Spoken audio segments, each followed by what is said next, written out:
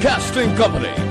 Sa balita, komentaryo, isyu,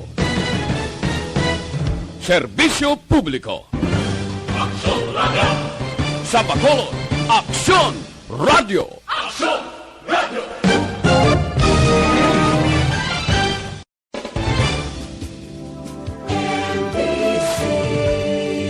Manila Broadcasting Company. Sa balita, komentaryo, isyu, serbisyo publiko. Aksyon Radio! Sa Bacolod, Aksyon Radio! Aksyon Radio!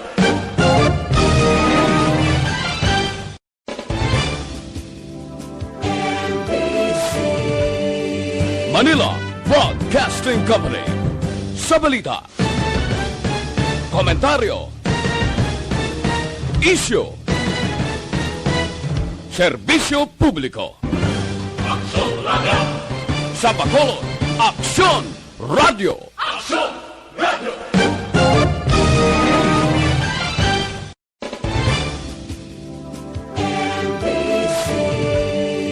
Manila Broadcasting Company. Sa balita, komentaryo, isyu, serbisyo publiko. Aksyon Radio! Sa Bacolod, Aksyon Radio! Aksyon Radio!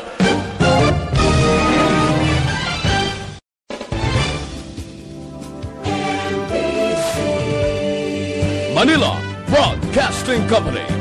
Sa balita, komentaryo, isyu, serbisyo publiko. Aksyon Radio! Sa Bacolod, Aksyon Radio! Aksyon Radio!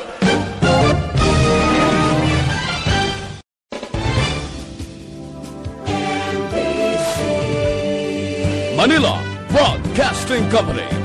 Sa balita, komentaryo, isyu, serbisyo publiko. Aksyon Radio! Sa Bacolod, Aksyon Radio! Aksyon Radio!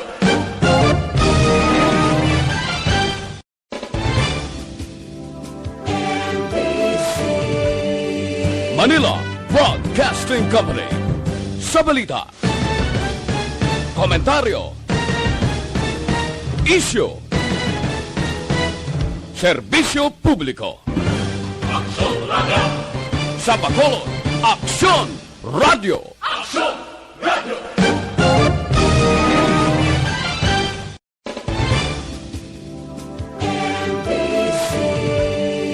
Manila Broadcasting Company. Sa balita, komentaryo, isyu, serbisyo publiko. Aksyon Radio! Sa Bacolod, Aksyon Radio! Aksyon Radio! Aksyon Radio Philippine Standard Time, alas 6:06. Ang oras ginadulong sa inyo sang sked.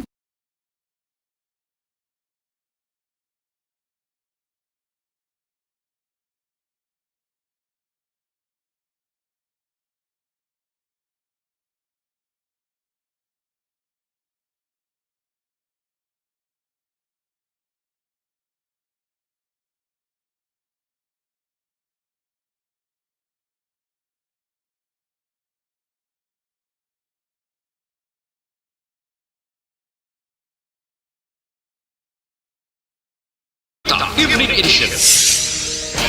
Magadulong sa inyo sang mga nagapanguna nga balita lokal, national, international, sports, kag entertainment. Aksyon! Balita Evening Edition. Kag karon ang inyo news team.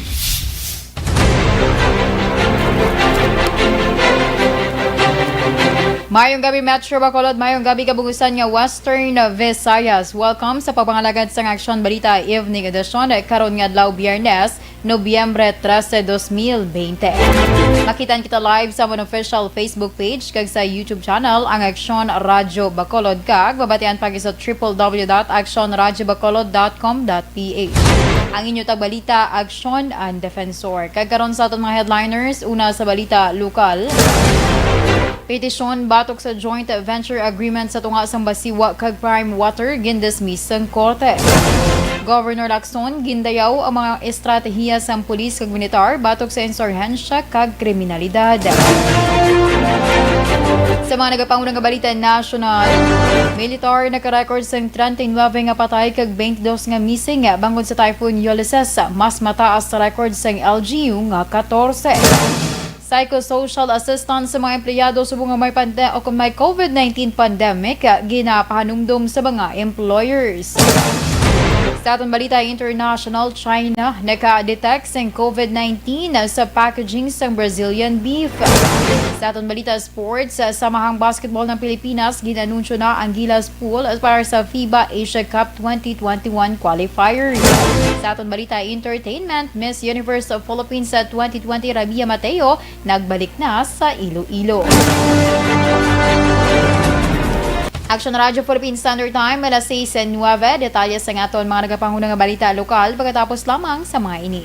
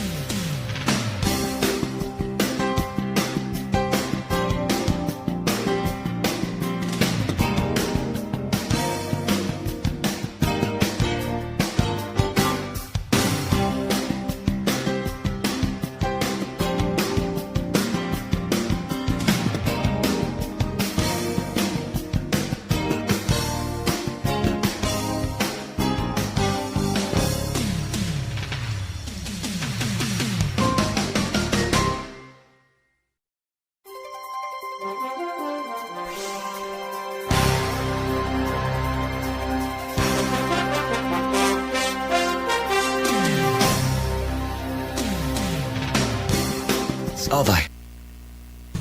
Good evening sa aton mga ka-aksyon nga naga-monitor sa subong nga gabi sa aton iyang Facebook Live. Sa kay Ma'am Rose Guevara, good evening. Sa kay, okay, mayong gabi aksyon na and keep safe always and God bless you. Sige. Sa kay Ma'am Ophelia Galero Arce, good evening man. Kay John Marie Radok, mayong gabi action and tamyaw ko lang mga ka-Energy Fans Club nga nagalantaw. Watching FB Live here in La Castellana. God bless and stay safe. Sige, thank you so much. Sa kay Caitlin na nga naga-monitor. Shout out ko na sa iya. Sige, sa kay Ma'am Jean Oy Cesar. Good evening and thank you so much. Halong kamudra always sa mga ka-action naton. Ilabi na gid sa mga parts ng Luzon nga daw kalabanan gito majority, I think. Ang nabahaan. Syado kataas gid sang tubig. So, sige. Sa iban pa natin yung mga ka-action nga naga-monitor. Thank you so much, kid. Danay lang kay i-refresh ta, danay. Do medyo mahina ang kalaban natin dito, Char. Dali lang gid, ha? Okay, do hindi ko dali-dali makabasa sa inyong mga mensahe diri. Ay, ano rin natabo sa iya? Danay ka. So, sige. Sa mga ka-action nato na, tutok lang kita always sa Aksyon Radyo Bacolod. Kagati, syempre, basi ka muna man bla, mapilian sa ngaton iya nga SAP sa ARB. Kag subong may aga na, province-wide. So, di, kung sang una, Bacolod pa lang, subong, bilog na nga Negros Occidental. Kag ti ko nagpadala ka dahil sang imo iya nga, pila man kamagin pangayo ng mga information sa Aksyon Radio basi matawgan kada. So hulat-hulat pag may time. Char. Sakay Helen West na good evening. Sakay salamat gid Ma'am Ophelia Galero Arce. Oh, na shout out na ka Caitlin ha. Wala na ko utang. Char. So sige. Standby kita danay sa aton man nga mga balita lokal.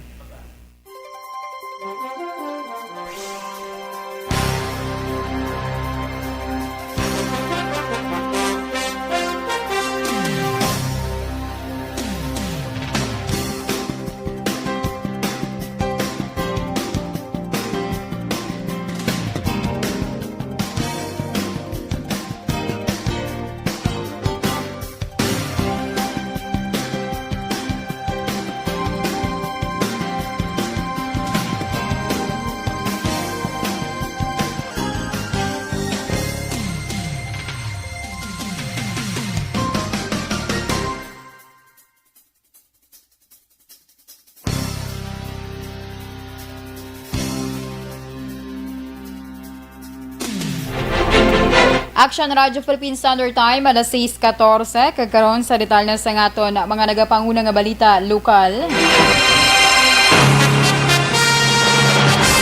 Gin-dismiss sang korte ang petisyon sang Amlig Tubig para sa declaratory relief kagapag nullity sang joint venture agreement sang Prime Water kag Bacolod City Water District kon Basiwa.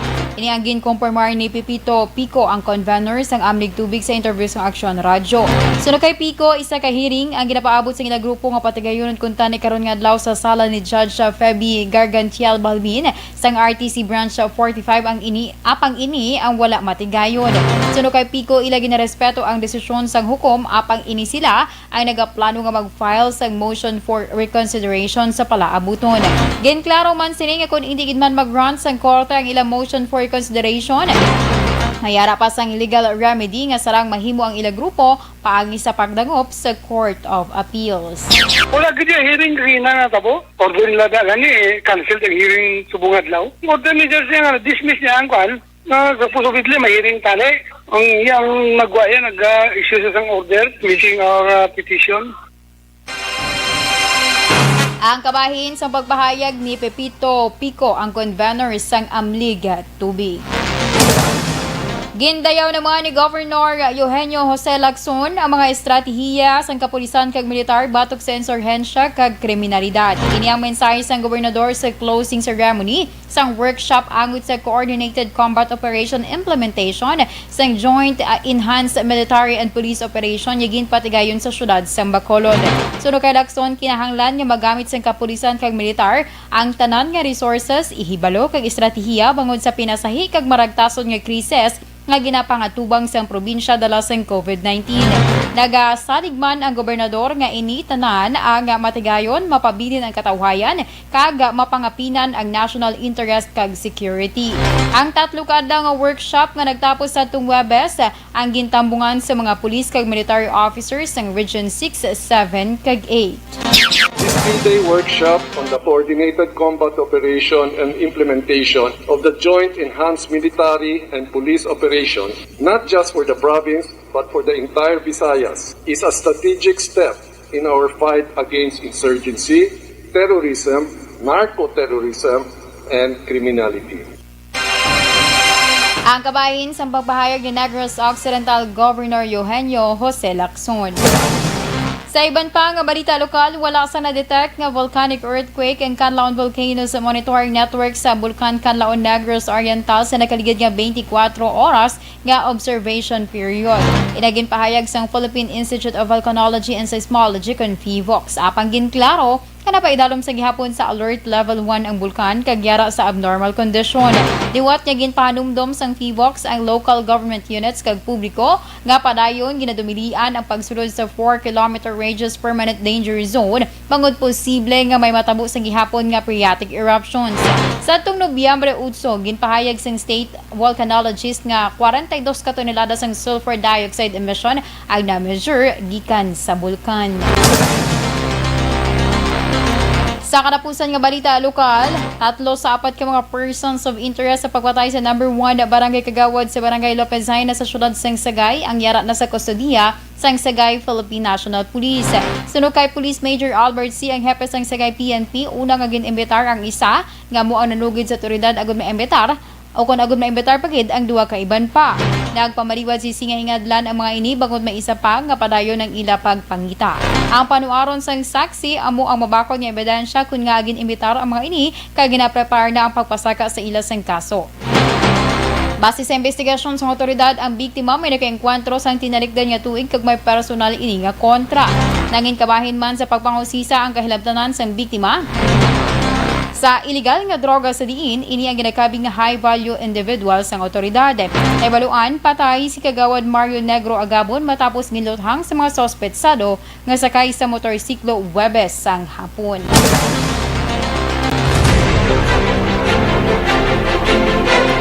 Aksyon Radio Philippine Standard Time, alas 6:18.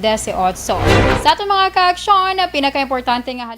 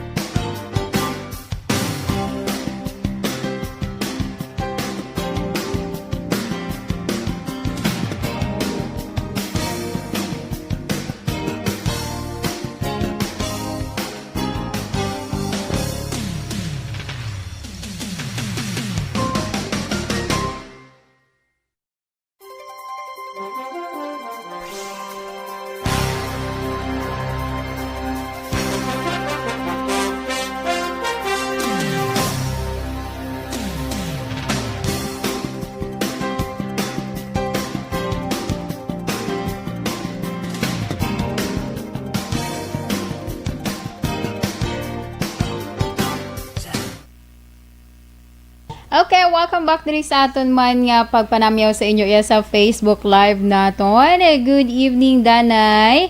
Sakay Inday Blasa. Sakay, sino ni sa man? Ang iyang ngalan. Chinese ni gano'n ay. Quite hindi. Good evening, watching from basta Galantaw sila, Granada. Thank you so much. Sakay Ramona Azero, good evening. Naga-monitor man dira sa area sang Barangay 35. Sakay Ma'am Jocelyn Arisevita Olak, good evening. Sakay Lynn Ross Benedicto, good evening. Nagapamati man kami diri sa Kalong-Kalong, Zone 1, Singkang Airport. Si Nonoy Benedicto Nigali. Sige, salamat, Ged. Sakay Ma'am Chris Vilma Treyes, mayong gabi watching live here in Est Home 3, Barangay Estefania. God bless. Sige, thank you so much. Sakay Ma'am Yolanda Alakayaga Gallegar, good evening. Sakay Ma'am Elizabeth Malaka Gamala, good evening. Halong kadira always, Ma'am. Always giniga-monitor si Ma'am Elizabeth. Thank you so much, good Ma'am. Kagkisa, nag-share pa man sa mga information. May mga accident kung kaysa. Dasig mo nisa. Thank you so much, good balaan mo mga fans ng Aksyon Radio. Kay Ma'am Evelyn Nepomuceno. Dali agad tuduan. Evelyn Nepomuceno, mayong gabi Aksyon and watching from Lure, Bikutan, Taguig City. Thank you so much. Sige, suliton ko na lang imo nga shoutout ko si mo kay para hindi ka magsunggod sa akon. Mahuya man ko sa imo. Caitlin Nang, sana all shoutout ko na ba? Sige. Anyway, thank you so much, Ged. Sa tanang Energy Fans Club, mga members na dira, sa ilang president kay Dennis Tibor Goma, sa kay Regentan Villalon, ang ilang vice president. Si Dennis sa San Enrique, si Rejan sa Manapla, si Anthony Jones Havilio Ceblano din ka gani sa may kawayan. Sakto ko. Sige. Anyway, thank you so much good sa liwat sa pag-monitor ninyo dira. Transistor Radio man o kon sa aton nga Facebook Live. Kag halong-halong kita always kay hindi mapaktan kun ka isa. Bisan tulid to lang sa Luzon ang bagyo, pero kisaga kadto di sa aton. Ang asik-asik ginabla tawag. Ti kinahanglan naton nga maghalong kag kinahanglan man naton nga magdalasang aton yang panigana such as payong, jacket or kalo dira. Sakay Jovi Alabado Cargaba. Happy listening sa Cargaba family. Sa diin man sige thank you so much good sa pag-monitor man. Tagadiin ka Ma'am Jovi. Thank you so much kida sa pag-monitor. So, sige, standby kita danay para sa aton man nga mga national news.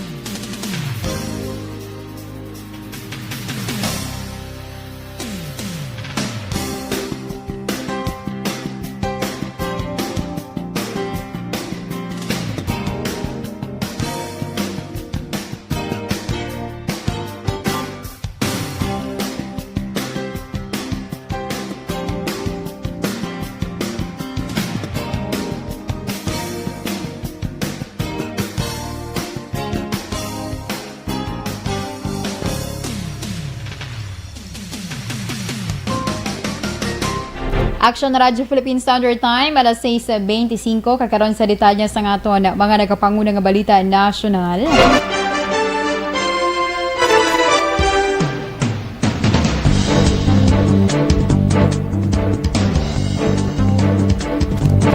Naka-record ang military sang 39 kapatay bangod sa Typhoon Ulysses nga nagdala sang mabaskog nga hangin kag madamol nga ulan Miyerkules sang gabi. Sa press briefing, ginpahayag ni Armed Forces Chief General Gilbert Gapay nga ang 39 kabangkay na-recover sa Search, Rescue and Retrieval Cluster sang gobyerno. Apang sunod naman kay Interior and Local Government Secretary Eduardo Anyo, ila pa i-verify ang datos sa posibilidad nga hindi typhoon related ang iban nga napatay. Una diri ginpahayag ni Presidential Spokesman Harry Roque nga 14 lamang ang patay base man sa record sa concerned local government units. Ginpahanumdum na Presidential Spokesman Harry Roque ang Department of Trade and Industry angol sa price freeze sa mga lugar nga ginpaidalom sa state of calamity bangod sa Typhoon Ulysses. Sino kay Roque, lakip sa mga lugar nga may price freeze sa mga Batangas, Cavite, Catanduanes, Mindoro, Palawan, Camarines, o kung nagkagasubong man sa syudad sa Marikina. Si Ulysses nakagwa na sa Philippine Area of Responsibility kahapon sang udto apang nagbilin ini sang 14 ka patay santo man sa record sang LGU kag madamo nga pamilya ang nadulaan sang balay sa Luzon. Ginpahayag ni Health Secretary Francisco Duque III nga dako ang tsansa sang COVID-19 infection sa mga evacuation centers sa mga evacuation center. Sa briefing, kaupudayiban pa nga ahensya sa gobyerno magkangtanan sa Typhoon Ulysses response. Ginpanugyan ni Duque sa tanan nga local government units kag emergency responders nga iobserba ang minimum health standards agud marikawan ang paglaptas ng virus sa mga evacuees. Sunod kay Duque, dapat isa lamang ka pamilya ang akomodahon sa isa ka classroom o kung sa tent kag dapat may maayo nga ventilasyon ang lugar. Ginrekomendar man ni Duque nga i-isolate ang mga may edad kag nagabusong nga ginakabig nga vulnerable sa COVID-19 infection. Sa katapusan nga balita national, ginpanumdum sa Department of Health ang mga employers nga maghatag sang psychosocial assistance sa mga empleyado sa posible epekto sang COVID-19 pandemic sa mental health. Sa online forum, ginpahayag ng DOH Undersecretary Maria Rosario Vergere nga mataas ang nadulot nga stress sang health emergency sa mental health. Nabuksan sang DOH ang tupiko angod sa mental health kasunod sa report nga pagpatay sa kay Manila Regional Court Judge Maria Teresa Abadilla sang iya clerk of court nga si Attorney Amador Ribato nga nagabatsyag sang depression matapos makarecover sa COVID-19. Suro kay Vergere, nag-issue sang circular ang DTI angod sa responsibilidad sang employers nga ipabili ng physical kag mental resilience sang mga empleyado. Aksyon Radio Philippine Standard Time, alas 6:28. Detalye sa ngaton balita international sports kag entertainment pagkatapos lamang sa mga ini.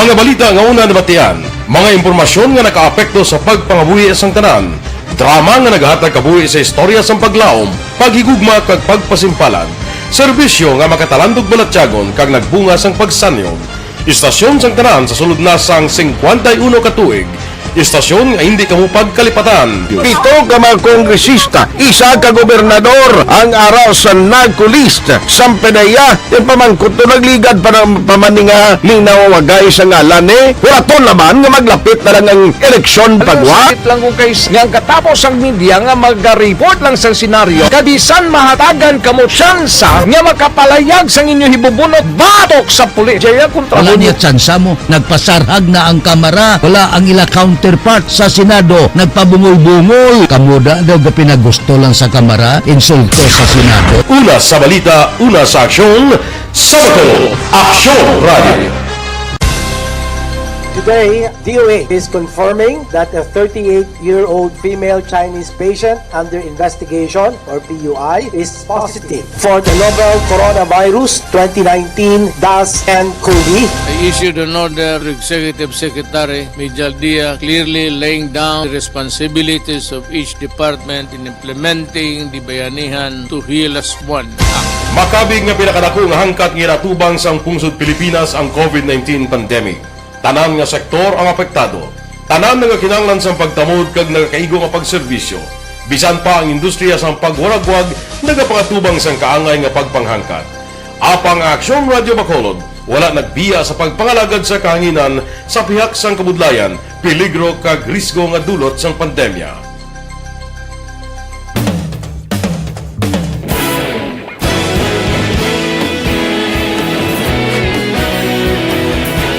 Sa sunod na sang 51 ka tuig, nasaksihan ang dedikasyon sa Aksyon Radio Bacolod sa pagdulong sa mga balita kag impormasyon para sa interes sang mga pumuluyo.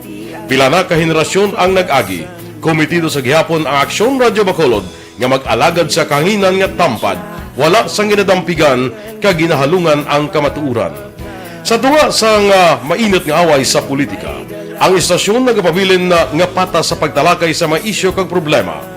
Bilang tagbantay sa kamatuuran, ginatagan sa importansya ang tawhanon nga kinamatarong kag nagakaigo nga proseso agud mawaragwag sang husto ang balita kag malikawan ang paglaptas ang salak nga impormasyon. Sa pagluntad sang kalamidad, gindulong sa inyo ang sitwasyon sa palibot kag padayon nga nagahatag sang pahanundom agud maluwas ang kaugalingon, ang pamilya, kalakip na ang tanan nga kaaksyon. Sa tion sang kasubo, nanari-sari nga mga matahom nga drama ang nagalingaw sa inyo. Ang inyo reklamo amon ginpamatian kaginhatagan sang aksyon. Padayon ang reforma sa serbisyo ang ginahimo sa Aksyon Radio Bacolod agud madulong ang balita sa diin ka man nga bahin sang kalibutan. Ang Aksyon Radio Bacolod nagapanguna sa kadamuon sang online engagement sa isla sang Negros. Ang Facebook followers sa istasyon ang nagdangat na sa masobra tunga sa milyon. Negros sa nun batian. Istasyon niya nagapalaplag sang kamaturan. Humalin sa tutubtub suwong, nagapanguna sa gihapon sa balita, serbisyo publiko kag kalingawan ang Aksyon Radio. Napili bilang finalist sa UP Broadsox Choice for Gandingan ng Katarungan sang Gandingan Awards 2020 ang Aksyon Radio Bacolod. Naghakot man sang pagpasidungog na makatapo kang programa sa Aksyon Radio Bacolod sa Tingog kag Handurawan Awards 2020. Ang tanon nga kadalagan nga naangkon sa Aksyon Radio Bacolod sa masobra 5 kadekada ang nagapatimaan lamang sang padayon nga pagsalig sa mga pumuluyo sa radyo nga nanging kabahin na sa ila matag-adlaw nga pagpangabuhi.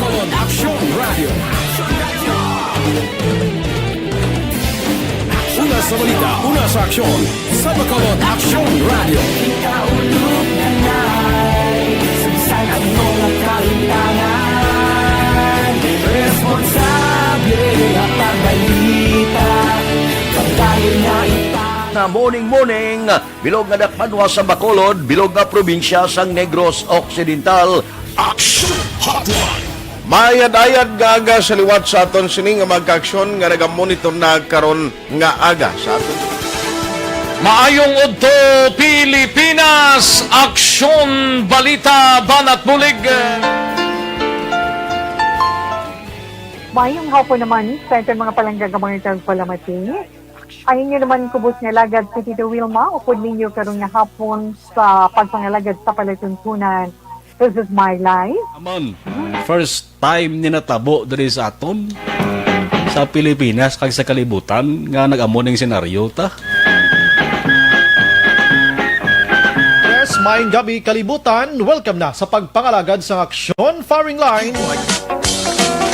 May gabi sa liwat, kamusta naman mapalangga naman tagpalamati, region-wide mga palagag kita sa labilin isa ka oras, 19 minutos, karon gadlaw Miyerkules.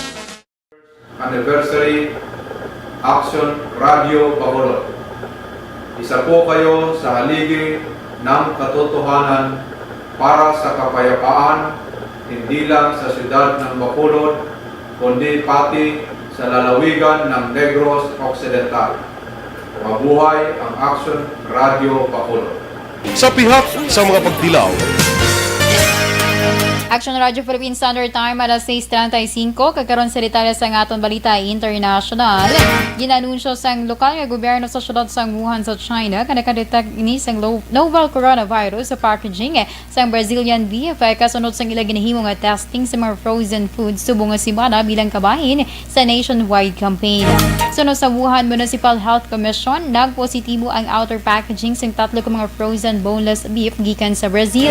Nakasulod ang beef sa Qingdao Port sang Agosto 7 kay nagabot ini sa Wuhan sang Agosto 17 sa diin ginpabilin ini sa cold storage facility. Sunod sa Commission ng Exporter Registration Code mo ang 2015 nga nagatumod sa planta nga ginapanagiyahan sang Marfrig Global Foods SA sunod man sa Reuters search.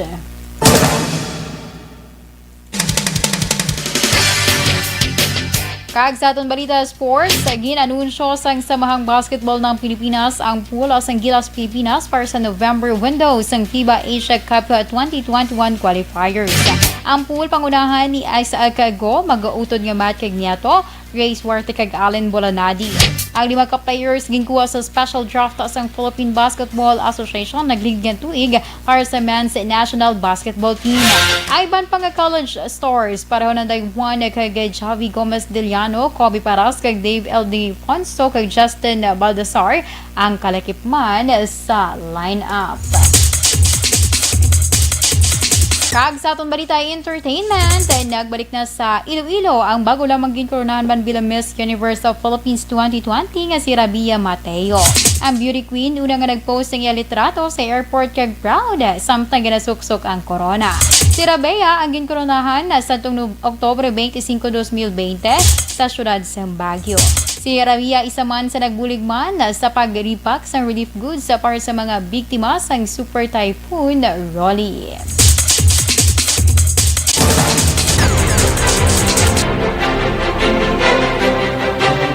Aksyon Radio Philippine Standard Time, alas 6:38.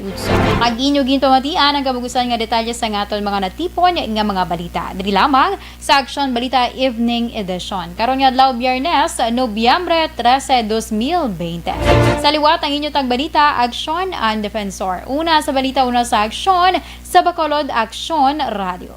Aksyon Radio!